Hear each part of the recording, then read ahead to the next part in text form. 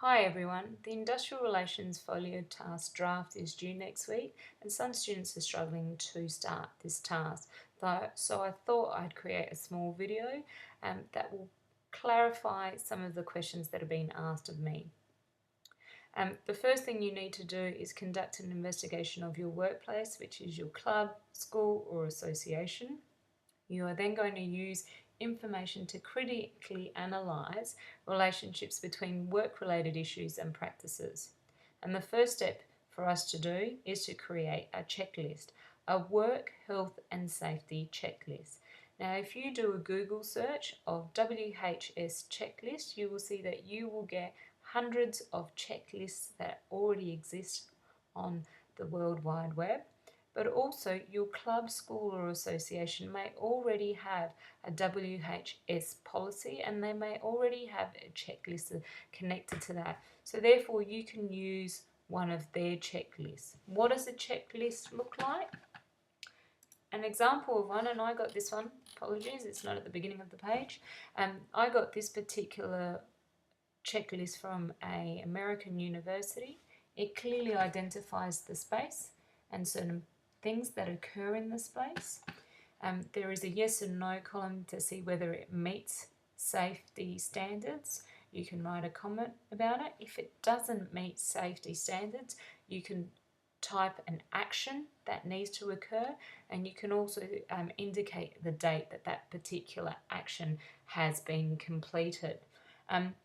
There are a range of these particular checklists that are available, some of which are very similar to what your club, association or school may be. So it may mean that you have a look at that and pick the criteria that really relates to your club, school or association. I've also got some past students safety checklists, and these do the job just as well. You can see that there are only 2 columns that are addressed in this particular checklist. On the left hand side, each area is grouped and specific information related to that area is identified. Then on the left hand side there is a completed or non-completed to say whether it meets the safety requirement or it doesn't meet the safety requirements. This is another form of assigning of another example here that you can also use. The only difference with this particular example is there are no headings, and I think headings make it quite clear areas that are addressed or areas that may need to be addressed, and their groups information is grouped together. So in actual fact, that's the first part of this particular task. The second part of the task is for you to actually conduct that checklist, to go around your club, your school or your association by yourself or with someone else and go through that checklist. From there you will be able to identify the positives and the negatives, things that are working really, really well within your club or association or school, and things that may not be working well, and you may need to think of how can we resolve some of those particular processes. Once you've gathered all that information, then you write the report. And your report really should summarise what you have found when you've done this checklist. What have been the strengths of your particular club and what have been the weaknesses of your association or your school. Reflect on what you've learnt through this process and evaluate your own work, health and safety practices and attitudes. Conduct and make relevant recommendations for your environment or your workplace to be a safer place for you to work in.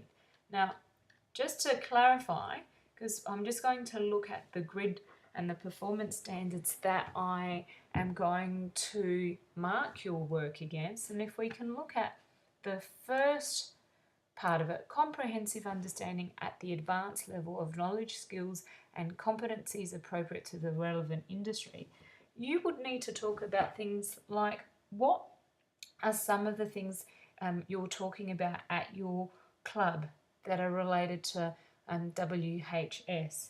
Explain what WHS considerations exist within your club. Do you have any policies? There may already be a WHS policy within your club. There may be a smart sun policy within your club. There may be a social media policy within your club. These types of policies are obviously to make you feel safe within the environment that you are in, but it shows that you have a knowledge and understanding that these policies actually exist. What skills may be required by the people who are in your sport to keep you safe?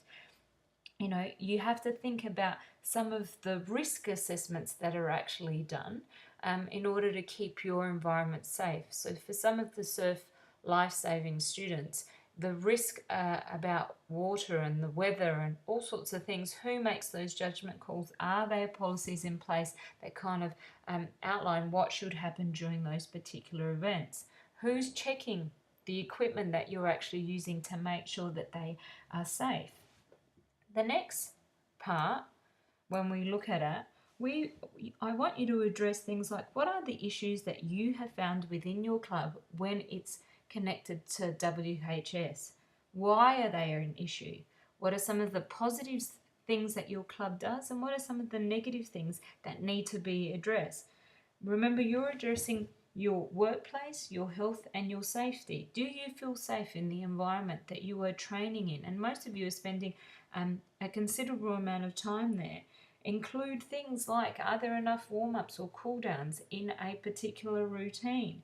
Are you being harassed or bullied? And is there a policy within your club or association or a school to actually for those things not to occur? The next area that we're addressing is investigation and analysis, and the fact that you have looked onto the web to see what other checklists look like, and that you have created your own checklist, or that you've investigated within your club and found that there is a checklist, is a step in the right direction.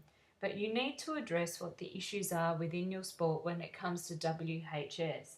What is being done to improve the issues? So you need to make suggestions and give some solutions to what some of the issues that you have identified.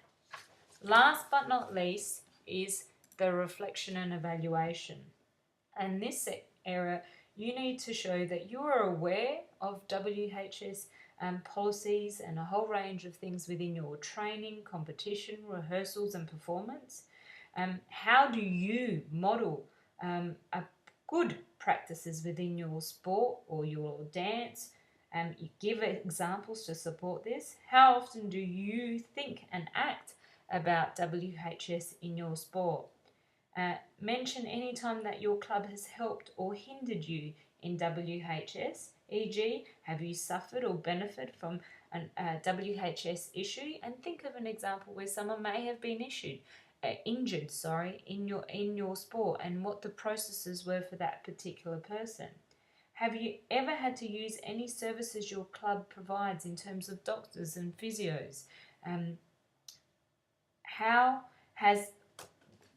and what is the area that you kind of look at, and has this particular task help you identify and made your attitude towards WHS different to what it was when you first began this particular task? So when you first began this task, did you know a lot about the work and safety components of your club and association?